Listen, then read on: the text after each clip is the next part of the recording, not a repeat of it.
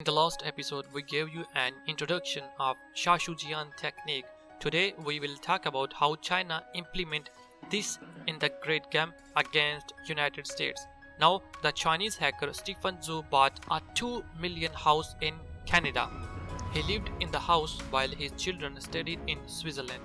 He set up a company, Load Tech, to provide cables to plant manufacturers. He worked from 2009 to 2014 in Canada.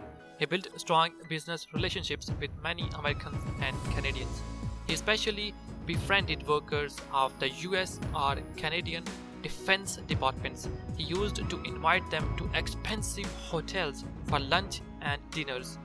He favored those who had relations with the workers of high-tech companies, so he finally approached those people from high-tech companies. Those people could provide much needed information to China. His friends called Subin an interesting man. He talked funny. Seattle, Vancouver and Los Angeles were his favorite dinner spots. He used to tell jokes and laugh aloud. Lonely or busy people enjoyed his company. Subin was on a special assignment. He specifically targeted those working for Lockheed Martin, Boeing or any associated company. He used to give business offers to those people. He would tell them that he didn't need the F-35 in his garage, but he could sell any of its systems in the market at a very good price. Then they could all share the profit. He started the purchasing ordinary systems. These deals were profitable and harmless, so some people accepted them. This was one of his tactics. Secondly, Stephen Zhu finds about the positions and jobs of the people. These people were linked to the US military technology. He would send their names and phone numbers to China in a password-protected email. Two Chinese military officers used to record that information. Usually, the subject of an email was its password. One of his email's subject was my phone number. Its password was his phone number. He was constantly doing another thing.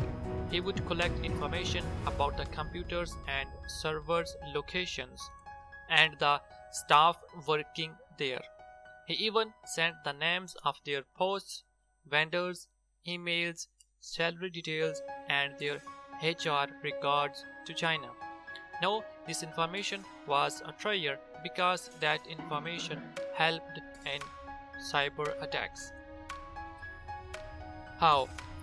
Now, Chinese hackers had all the contacts and email accounts of the high-ranking persons. They also knew about their office timings and friends. They would send a fake email to a senior person from one of his colleagues. This email would request a product picture or a drawing of a system. It looked like a routine email, but those emails had a secret link or document, so those unsuspecting people usually clicked those links. He would never know that his computer was actually hacked. Now, Chinese hackers controlled his computer. Then, the hackers could check its files and make copies. Then, they would infiltrate his company's entire computer network. There, they would find millions of files there. They would transfer those files to Subin to extract valuable data. Subin was a unique person. He understood spying, networking, hacking technology, and business at the same time. He also spoke English fluently. He was also aware of the technical terms used by both Americans and the Chinese. So he would quickly sort out names of thousands of files and mention the valuable files to the hackers. Then those hackers would hack the original files. Then these files were sent to Subin. Then he would translate them into Chinese. Subin was also aware of both Chinese and American terms of aviation and business, so it was an easy but lengthy work for him. He would translate those files and translate them to the semi-autonomous regions of Hong Kong or Macau. These two regions are part of China, but they enjoy autonomy. Here is Chinese hacker friends stored all the information in an operating room. There was a reason behind using Hong Kong or Macau for this purpose. They did it to bypass international laws. They wanted to show that the hacking had nothing to do with mainland China. These are semi-autonomous free territories, and hackings there are not linked to CCP. All that data was printed in hard copies in the machine rooms of Hong Kong and Macau. Those files were also copied in hard disks. Then all these files were packed in boxes. A Chinese military officer would then take these files to mainland China. There they would share all this information with the Chinese companies. These Chinese companies had to develop the equivalent of American technology. So from 2009 to 2013, for 4 years, Chinese hackers worked freely. They were looking at Boeing and Lockheed Martin like an inside employee. They copied 65 GB data from the Boeing C-17. Now you know that text and design files contains only few kilobytes data. 65 GB data contained a lot of files. Over 636,000 files were copied. In the same way, hundreds of thousands of files were copied from Lockheed Martin. So China successfully fooled those companies working for the Pentagon. These were most trustworthy companies of the superpower. It all ended in November 2014. An air show was held in China in 2014.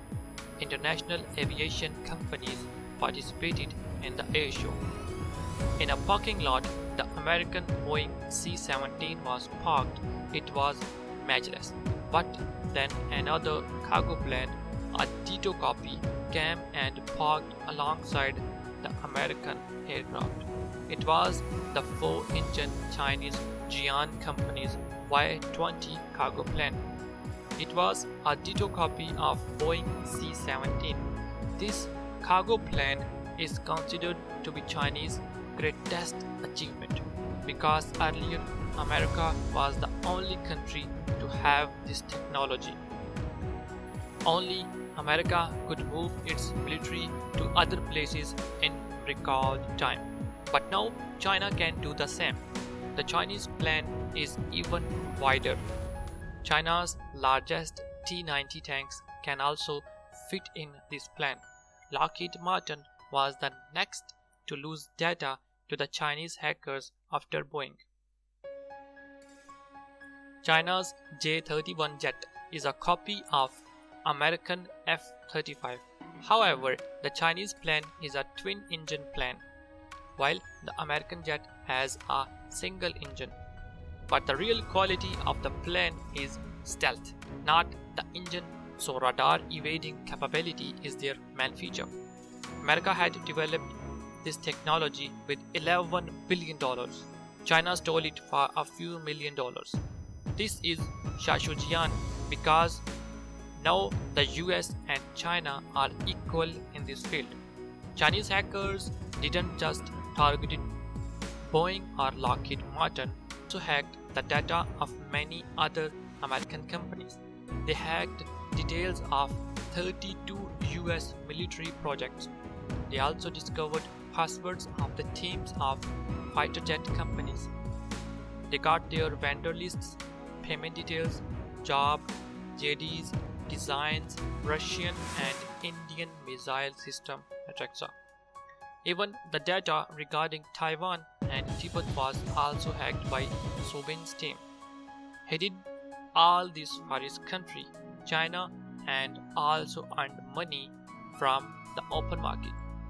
In the next episode, we will discuss where he sold this data to earn extra money and much more. Until then, subscribe to the channel and press the bell icon. Take care of yourself. We will get back soon with the next episode.